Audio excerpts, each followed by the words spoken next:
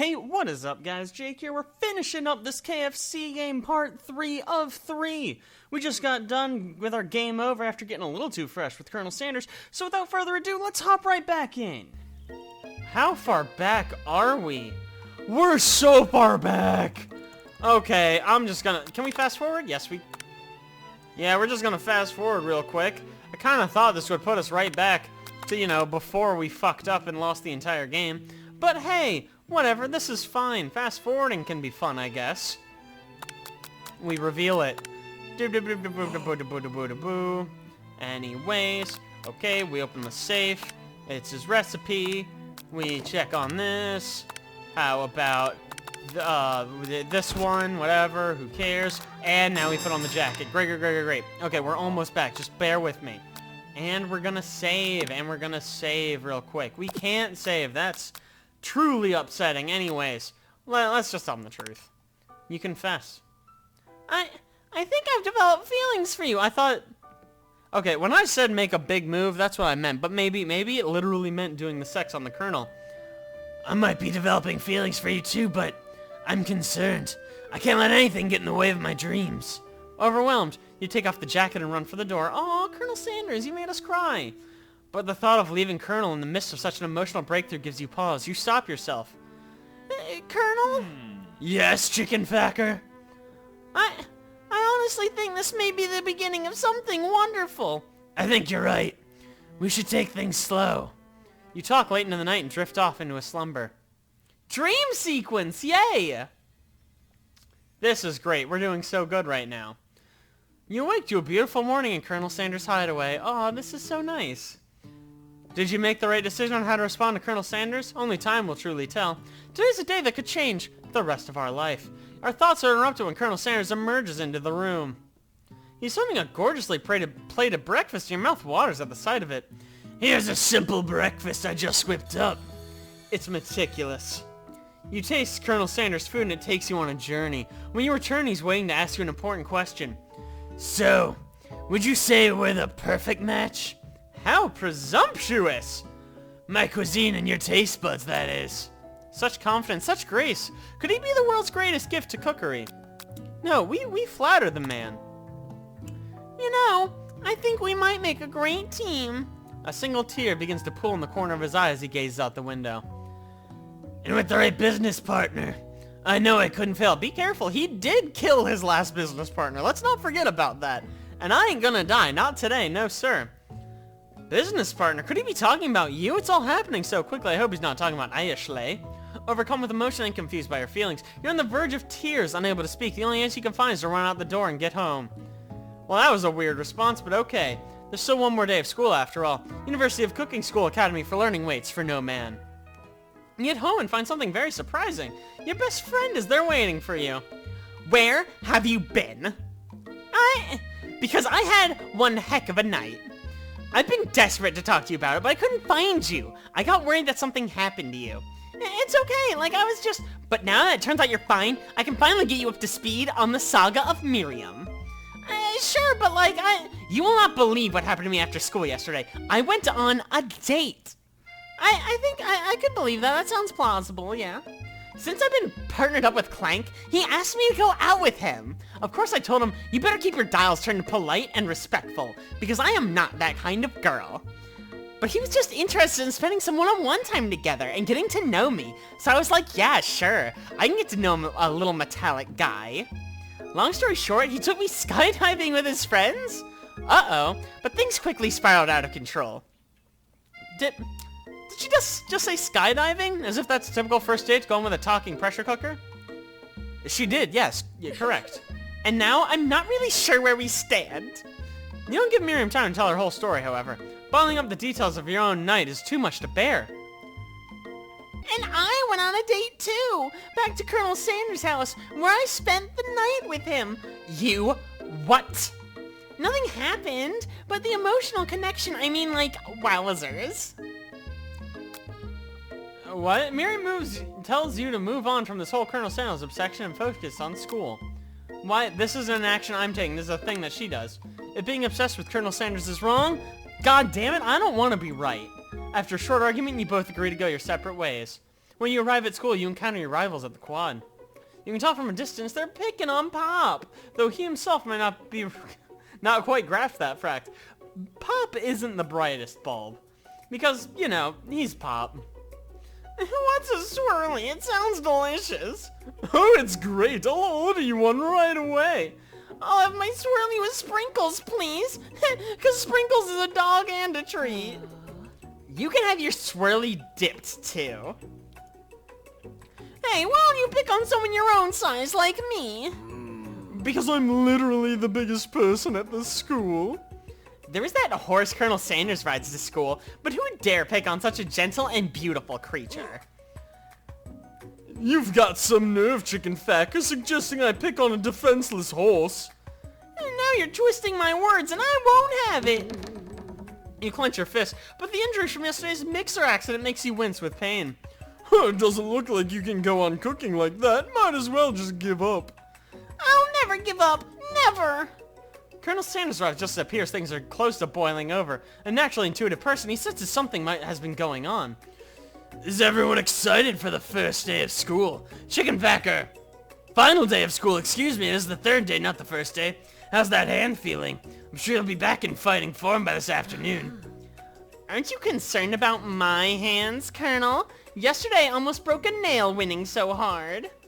Technically I don't believe a winner was decided, but your presentation was quite impressive. What is he doing complimenting her? But what about the flavor of my delicate, warm, gooey chocolate sauce? It was clear you're passionate about how your food is received. That's a lot of words to say. It was bland. Excuse me, Chicken Thacker. I'm more than capable enough to speak for myself. Maybe you could tell me more of your thoughts as we walk into class, Colonel. I'm always interested in discussing the fine art of fine foods. See you inside, Chicken Thacker. Annoyed by Colonel Sanders' inability to see Ashley for who you know she really is, you walk across the quad to get some distance. In an attempt to distract yourself from how slighted you feel by that interaction with Ashley, you take out the spellbook you recovered yesterday and start flipping through the pages. Whoa, that's the book? It looks like bad news.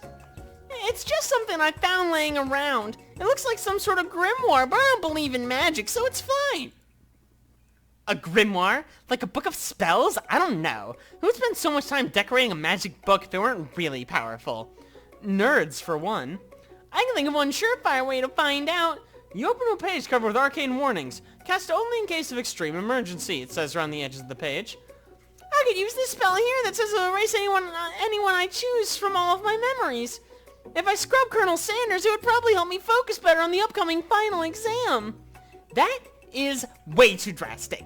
Couldn't you do something else, like literally anything else, not rooted in dark magic? Maybe like tie a string around your finger. Oh, okay, fine. It is drastic, but desperate times call for drastic measures. Desperate times, desperate measures, that's the same as what I just said. You got a memory erasing spell sitting right in front of you, and a pretty good excuse to try it out. Man, I mean, do we erase our memory of the greatest man who ever lived from our mind? Or do we go on living knowing Colonel Sanders chose Ashley over us? I guess the true test of love, if you love something, set it free. We're not going to use magic. You take your friend's advice and put the book away. It's almost time for class! Wow, well that was anticlimactic. Sprinkles is already in the room waiting for the students to arrive. I don't think I could live in a world where I don't know about Colonel Sanders, you know what I mean? I'm sure you all feel the same way. He clears his voice to make a quick announcement. I want you all to know I feel something of a dog moment coming on, but I assure you it's nothing to be afraid of. His cute little nose scrunches up and begins to breathe quickly.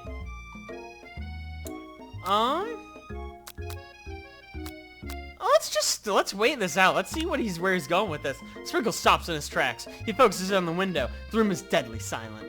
When you follow his gaze, you see a tiny orange squirrel perched on the cherry tree outside.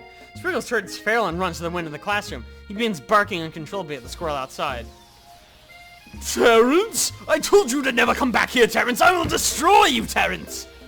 Sprinkles is barking ferociously, drool flying off his face. The squirrel looks over, but he doesn't say anything back. You wonder, is that even a talking squirrel?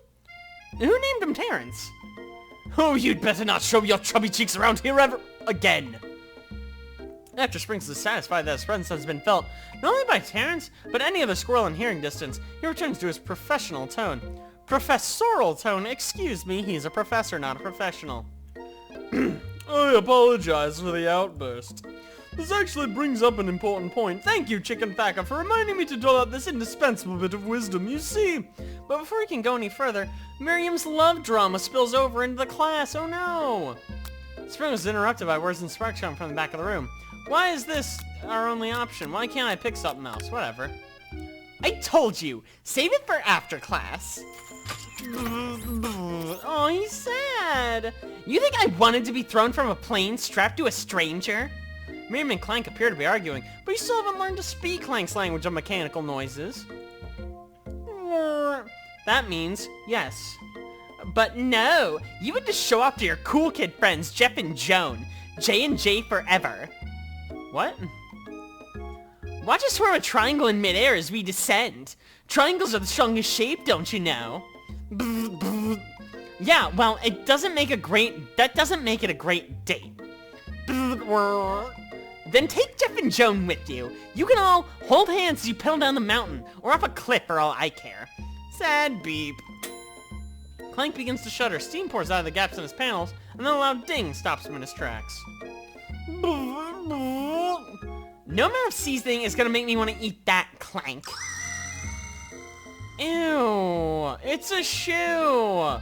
Clank burps out a completely deep-fried sneaker. Considering he himself has wheels, not feet, it's not really clear where it came from. In terms of deep friend footwear, I guess it looks okay. Not deep-fried, deep friend? Okay, sure. Clank slowly rolls out of the room to be alone with his shoe. Everyone tries pretending they didn't see that entire thing go down. Nothing like a loud public breakup to cast a pall over the final days of school. Well, that was unfortunate. But we mustn't be distracted from what lies ahead. The final competition showdown challenge exam TM. I'm still working on the title, but I think you get it. Test time approaches. See you all in the arena. But before you can think about the competition, there's a very beautiful soul nearby in need of a pep talk. Hey Miriam, are you okay? Okay, I'm so mad I could smash a tiny mug, spilling several droplets of hot cocoa all over the floor. How can he embarrass me in class like that in front of everyone?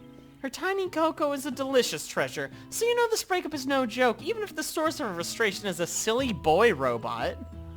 I know you know this, but I'm gonna say it out loud. You don't need anyone. Girl power, 420 blaze it.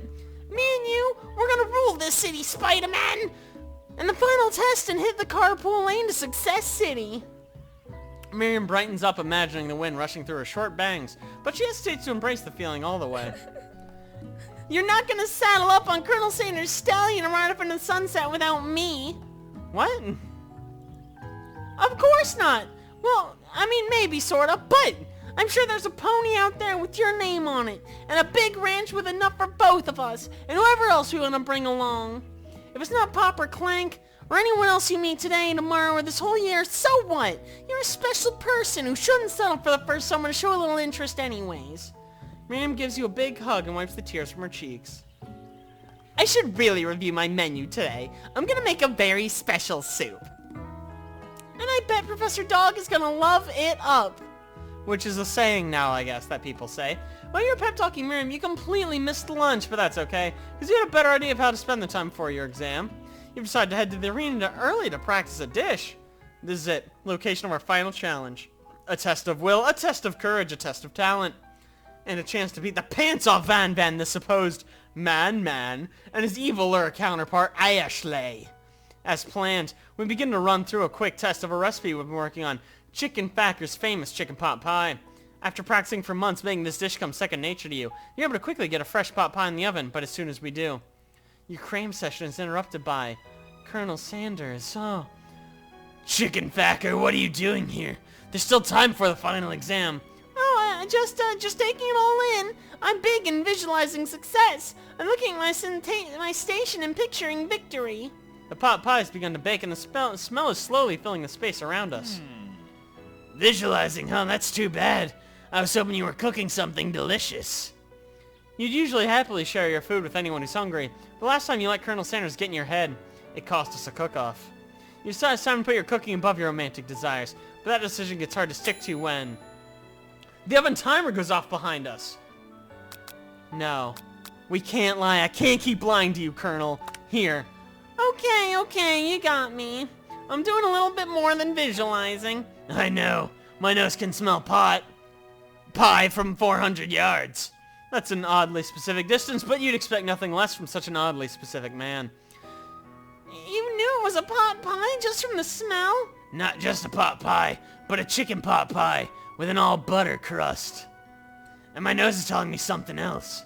Oh no, is it burning? Ha! No. I can smell that it was made with a heaping pile of TLC. But it will probably start burning any second if you don't pull it out. The moment of truth. Wow. That's the best pot pie I've ever tasted. I've always loved country cooking, and I could eat this all day. There's no time left. The final showdown is about to begin. Sprinkles lays down the ground rules. Oh, there are no rules. That is, except to cook with everything you've got. You step up for the cook-off of a lifetime. You decide that mac and cheese plus pot pie we've been practicing are just the dishes that'll push us over the edge to victory. Meanwhile, both Van Van and Ayeshle are prepping wildly elaborate dishes for their usual over-the-top selves. Miriam has her giant magnifying glass and several sets of tweezers. She's definitely prepared to go big going small.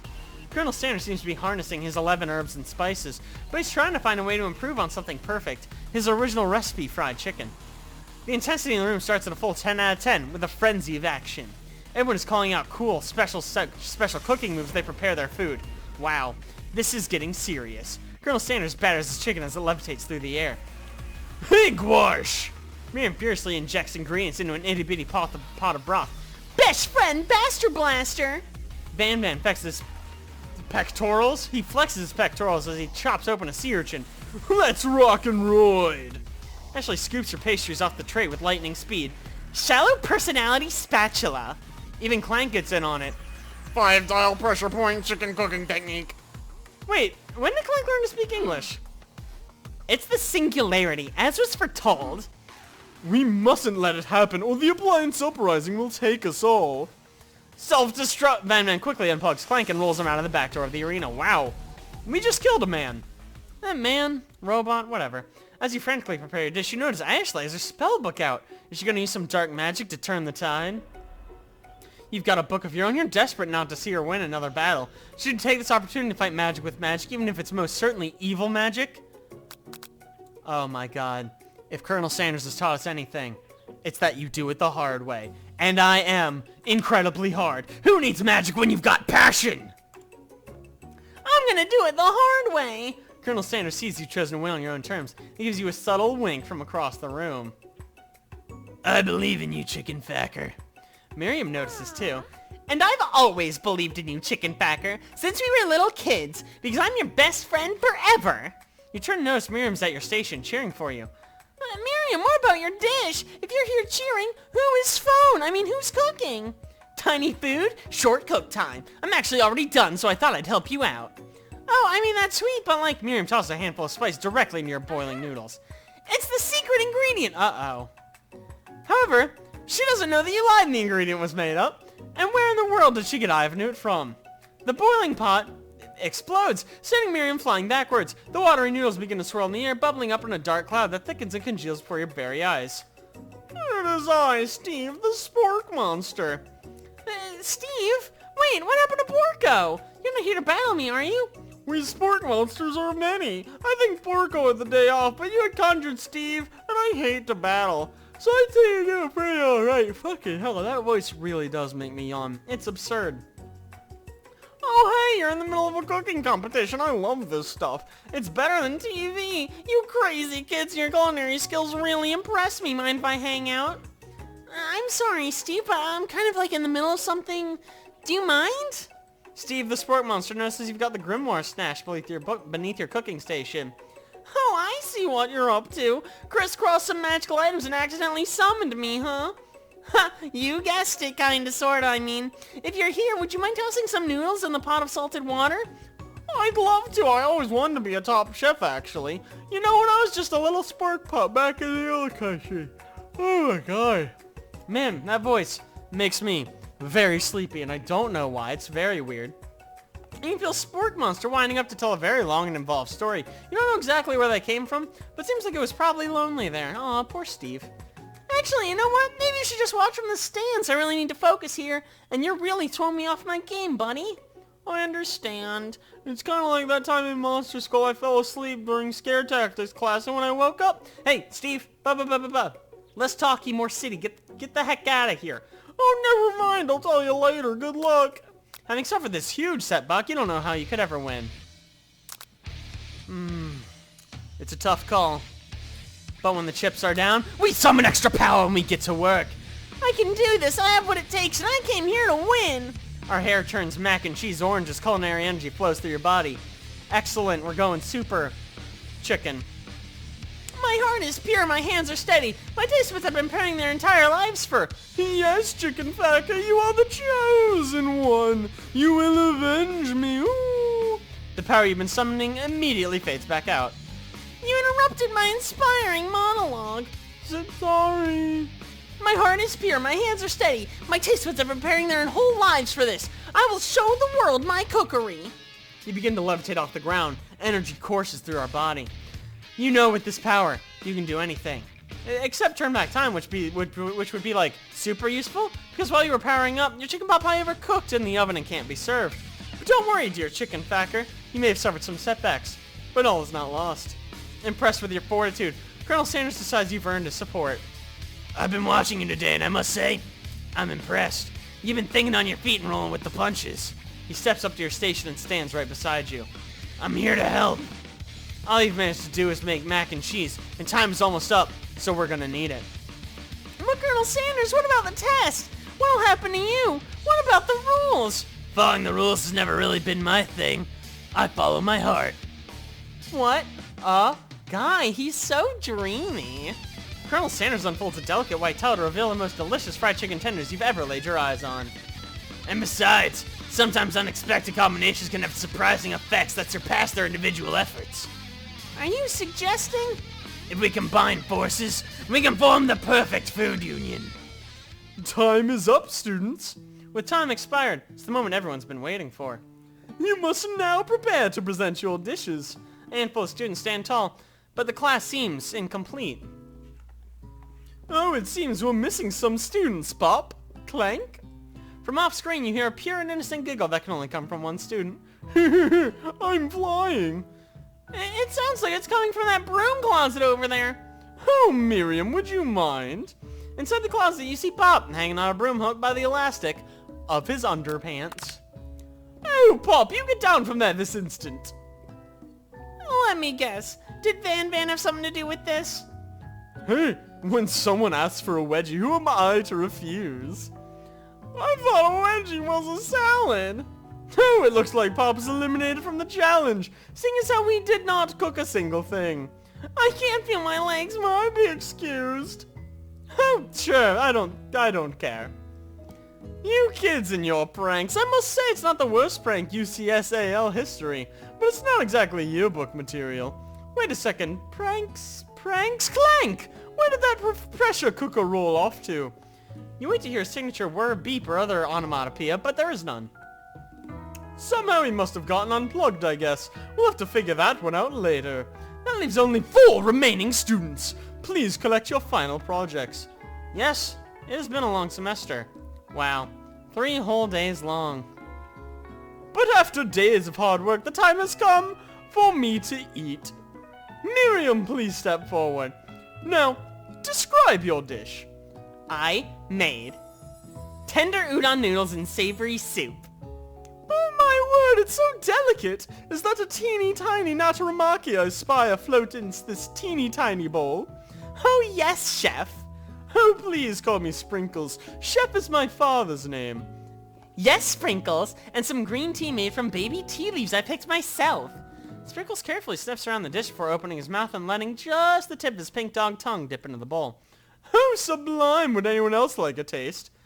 Oh, come on, I'm not one of those dogs who doesn't floss. I even have a really cute electric toothbrush for dogs. Yeah, that's fine, I'll enjoy it all myself. And in a flash, the entire meal has been devoured. Not that it took much, it was less than a thimble's worth of soup. A+, rarely do I taste a dish with as much love poured into it as yours. Miriam is overjoyed. She gives us a big hug, yay! Thank you, Chicken Packer, for helping me to believe in myself. Oh, Van Van, you're up. Now, describe your dish. I made uni smooth egg custard and axiom urchin shell topped with caviar. Did you skewer one type of urchin with spines from a second different colored type of urchin? Yes, Sprinkles. It's a bit much, don't you think? That's exactly why I did it. A bit much is kind of my brand. Doesn't it look cool? Sprinkles leaves in to sniff the uni, but he can't get his nose close enough on account of all the spikes. He begins to paw at it erratically, causing the custard to sloosh around. Oh, please be gentle with my cuisine. Finally, Sprinkles goes all in, tongue first, but he can't get past all the needles. He reels back as his tongue is poked and prodded. Ouch!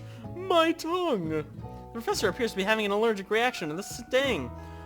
I can't eat this! I keep poking my tongue! Disqualified! A stunning turn of events! Who would have thought that serving food in a bowl made of needles could make it difficult to eat? Dejected, Van Van does not go gentle into the night. Disqualified? For glamour? Don't discount simplicity. This isn't the last you've heard of me. Before forcing us to endure his swollen tongue for another moment, Sprinkles graciously laps up a bowl of milk. Oh, I know, I'm a dog and I drink milk. Get over it. Sometimes it helps calm my agitated tongue. Next student, Ashley, it's time to step up. Now, describe your dish.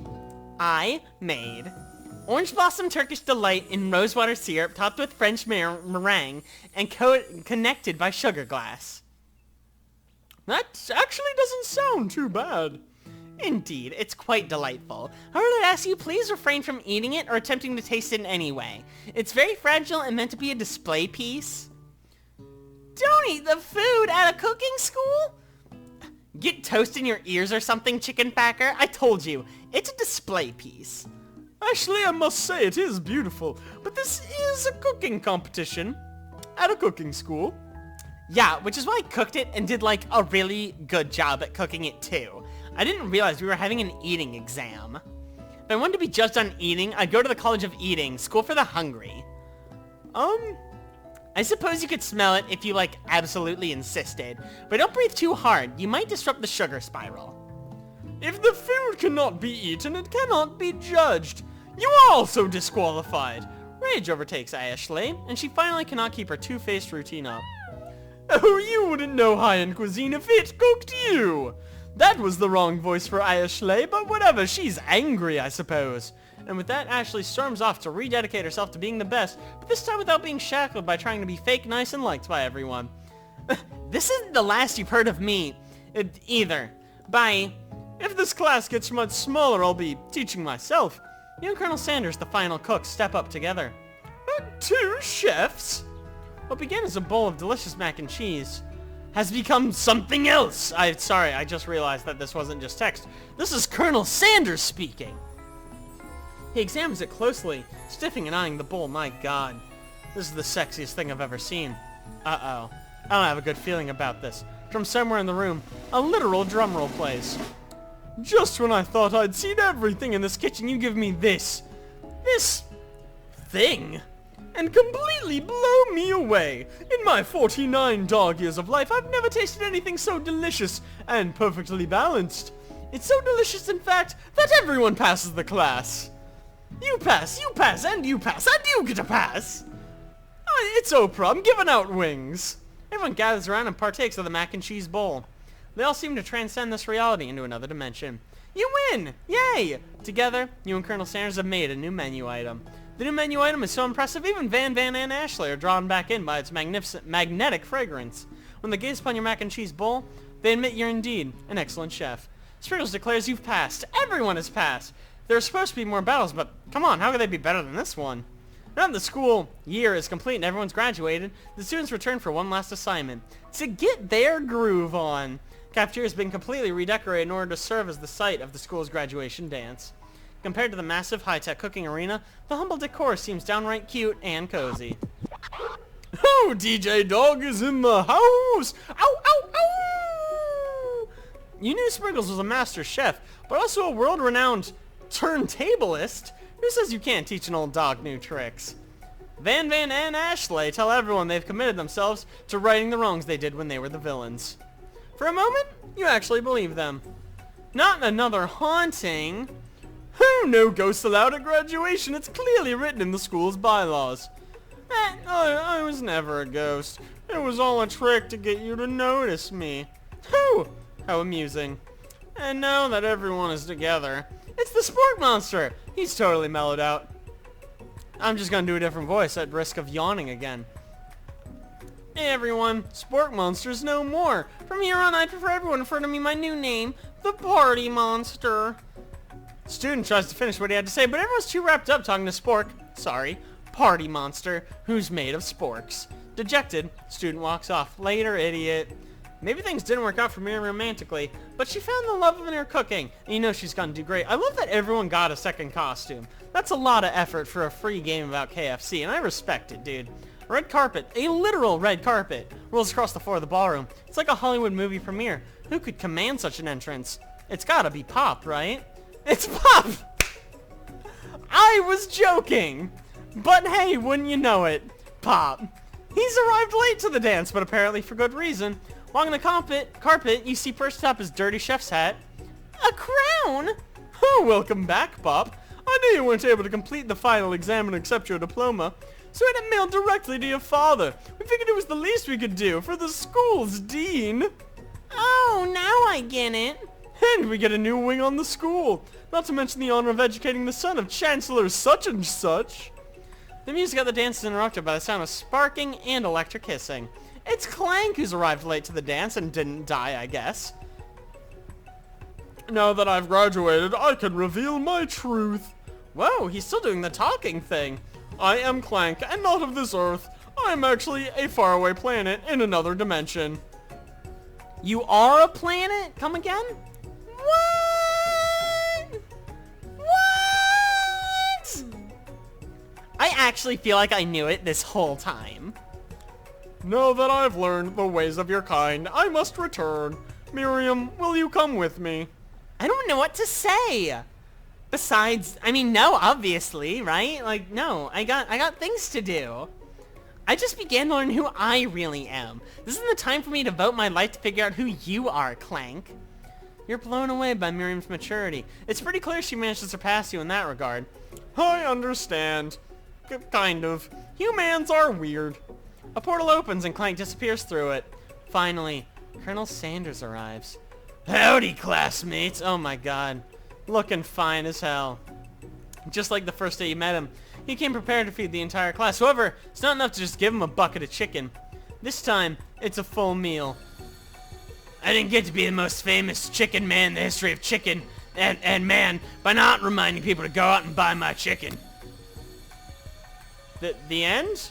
Are we ending with an ad? I mean, it's a KFC game, so obviously, but like... No, it's not the end! Don't be stupid! As everyone feasts on their delicious chicken dinner, Colonel Sanders finds you sitting at the edge of the dance floor. Colonel Sanders, senpai? Yes, chicken facker. I couldn't help but wonder. Was our final exam team up purely an act of strategy, carried out by two cunning chefs, or was it something more? I'm afraid I can't answer that question directly. Instead, I'd like to ask you a question of my own. May I have this dozy dough? Colonel Sanders extends his hand to you, and you feel a surge of energy jump off the tips of his fingertips. His hand, the hand of a master chef, so dedicated to the craft of fine cookery, so tender, yet refined, so milky smooth. That's right, milky smooth, that's a weird thing to say, right? Fingers like finely battered drumsticks, turned in flour, soaked in buttermilk and dusted with exotic spices. But they do not reach for tongs, a knife, or even a spork. Tonight they reach for you. And though our feet may tire of dancing, I believe this is just the beginning of our steps together. Colonel Sanders, Will you not only join me on the dance floor, but in the kitchen, as my co-chef and partner, in both business and in life? You gasp. Could it be? Is he really saying? Me and you together? Ever since I met you, my dream has changed. It's not enough to simply open up the world's greatest chain of fried chicken restaurants. No, even then my life would be incomplete without you by my side. So what do you say, partner? I say, I love you, Colonel Sanders. Oh, it's so cute. I'm gonna die. The end! Yay! Happy endings. Yay. Oh, we did it, guys. We dated Colonel Sanders so good. And we dated him. And we made chicken and macaroni and other stuff. And then we won the game.